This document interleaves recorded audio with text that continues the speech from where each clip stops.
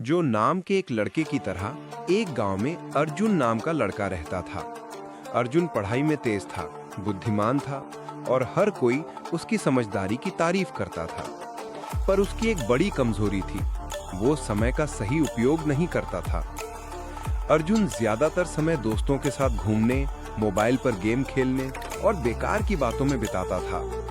माँ पिता ने कई बार समझाया, पर अर्जुन हमेशा यही कहता, मेरे पास बहुत समय है, सब बाद में कर लूंगा। समय बीतता गया।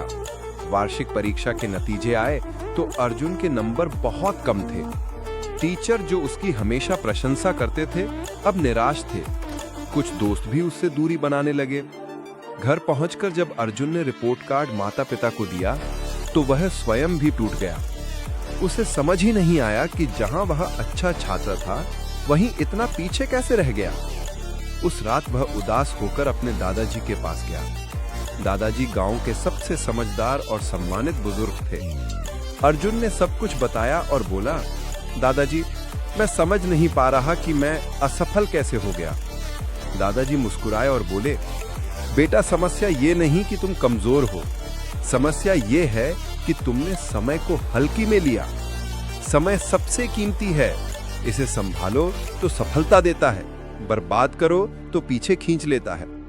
अर्जुन बोला, लेकिन दादाजी, समय तो हमेशा होता है ना, मैं बाद में भी सब कर सकता हूं। दादाजी गंभीर हुए और बोले, समय नदी के पानी जैसा है बेटा, जो बह गया वो लौट कर नहीं आता।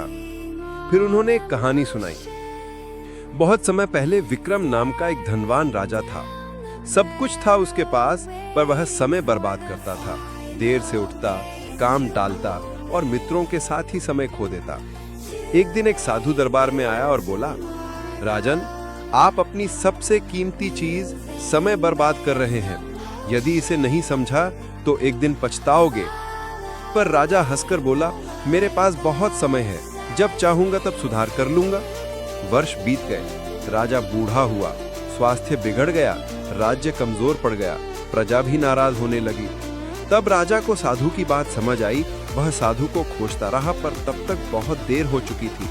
समय उसके हाथ से फिसल चुका था। कहानी सुनकर अर्जुन की आंखें खुल गई। उसे पहली बार महसूस हुआ कि उसने कितना समय व्यर्थ गंवा दिया। उसने पूछा, दादाजी, क्या मैं अभी अपने जीवन को बदल सकता हूँ? दादाजी ने प्रेम से कहा, बिल्कुल बेटा, समय कभी रुकता नहीं, पर जो आज जाग जाए वही जीत जाता है। याद रखना, जो काम आज हो सकता है उसे कल पर मत टालो। उस दिन से अर्जुन ने संकल्प लिया। उसने दिनचर्या बनाई, सुबह जल्दी उठने लगा, पढ़ाई में ध्यान दिया और फालतू चीजों से दूरी बनाई। धीरे धीरे उसके मेहनत के परिणाम दिखने लगे। अगली परीक्षा में अर्जुन प्रथम आया।